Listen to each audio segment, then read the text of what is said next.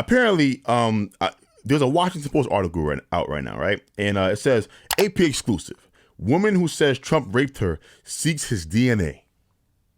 And I thought to myself, this is a good story for me to kind of get into the weeds and give you guys the honest truth about what's happening in this case.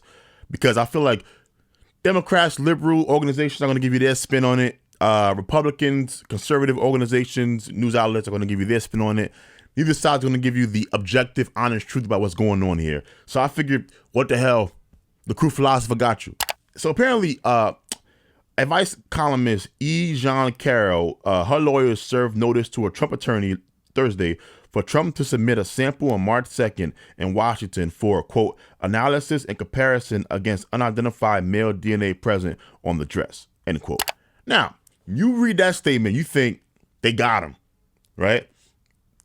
No way can get out of this, right? Donald Trump, if you don't remember, this woman accused Donald Trump a couple of months ago, last year, of raping her. Donald Trump denied raping her. As a matter of fact, he denied that he ever met the young woman, right? And so the fact that they found DNA on the dress, they found DNA on the dress that she was wearing. You think, okay, well, if they found DNA on the dress and they test that dress against Donald Trump's DNA and it's a match, game over, right? Wrong. And here's why it's wrong. Carroll filed a defamation suit against Trump in November after the president denied her allegation. Her lawyer, Roberta Kaplan, then had the black wool coat style dress tested. A lab report with the legal notice says DNA found on the sleeves was a mix of at least 4 people, at least one of them male. Stop. This is why this is not game, set, match with the DNA, right? Because it's a mix of 4 people. I'm assuming the other 3 are female. I'm assuming that's what that means, right? And so here's the deal. They're requesting that Donald Trump undergoes a saliva DNA test, right? It's where they swab the inside of your cheeks, I believe. And they test that DNA against the DNA found on this dress, and they see whether or not it was a match or not, right? But because 3 other people's DNA is also found on the dress, here's the problem that you're going to run into. Assuming that it is a match for Donald Trump, best case scenario for this woman here is that Donald Trump lied about not meeting you, right? Clearly, if his DNA is on your dress, that means that you two came in contact at some point, somehow, right? I would like to know whether or not it tells. So, like, when they said that there was DNA found on the dress, a mix of 4 people, that also must mean that it's not sperm. And if it is sperm, then what type of DNA did the other 3 people leave? So is it that Donald Trump left sperm on a part of a dress, and somehow 3 women left their DNA on that same part of the dress, but it's saliva? You see what I'm saying? Like, things get weird. It's strange, very strange. And so she will have like this. So this is why this is not a slam dunk case, because, well, who are the other 3 people? Right?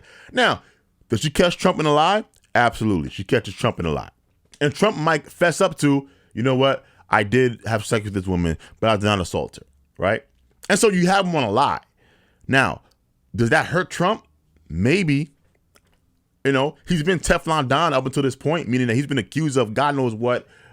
He's been accused of sexually assaulting a bunch of women. None of them has stuck whatsoever. So there was no reason for me to believe, anyway, that this would stick any more than the last batch of accusations against Donald Trump. Because the DNA evidence, although it will prove that Trump met this woman, it doesn't prove rape, right?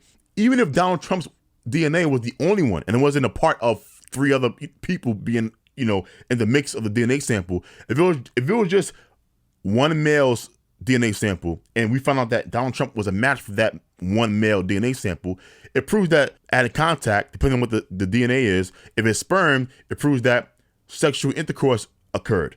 Doesn't prove that the sexual intercourse was rape or not, right? Then Donald Trump's defense would be, yes, I had sex with this woman, I did not rape her. And you don't have to believe him or not.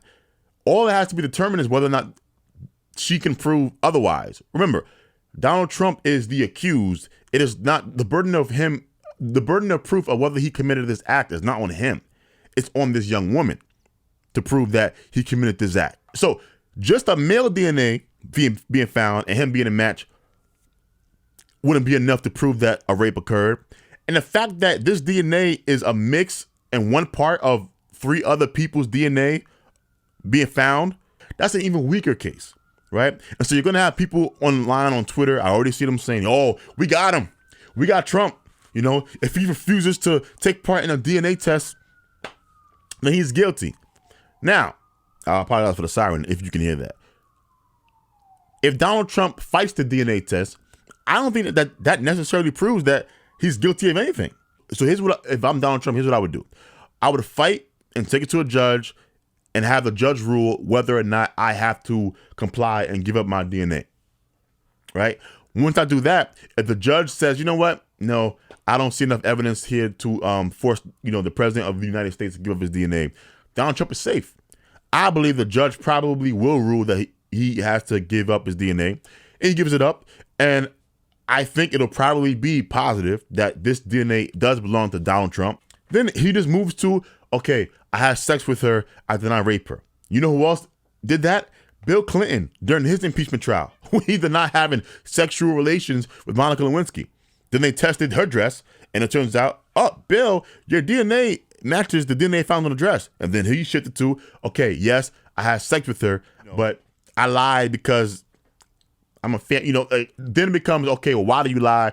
Look, man, I lied because I'm a man, and I didn't want people to know that I had sex with this woman, right? In Bill's case, he was a married man, and so it fit into that narrative that, okay, yeah, what married man wouldn't lie about that he had sex with his intern, right? In the case of Trump, these allegations are that of an assault. And so you get into this weird position of, if he's saying, yes, I had sex with her, I didn't rape her, she's accusing me of rape to damage me. And, if I really raped her, then why did she wait so long to accuse me of rape? And that's where Donald Trump would build his defense. And I think it'll be a pretty reasonable offense for Donald Trump that why did you not report this rape after all of these years? I've been famous all my life, and you wait until I'm the president to report, this rape accusation. That's enough to sow seeds of doubt, especially because his supporters already have a hard time not believing the obvious stuff about him that is less than flattering, if I must say so myself, right?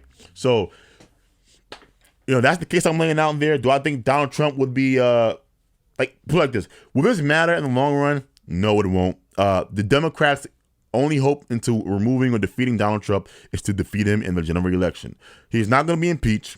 This is not going to impact his impeachment at all, because I'm assuming the impeachment trial will be over by the time Donald Trump gives DNA, because they're asking by March 2nd. This impeachment trial is not going to last the entire month of February at all. It'll probably last until Valentine's Day, and it'll be over, if I had to guess. So, yeah. Let me know your thoughts, whether or not you think this is a big deal, not big deal, if this will impact Donald Trump's chances of being reelected. I don't think so at all, but, could be wrong. Crew Philosopher out.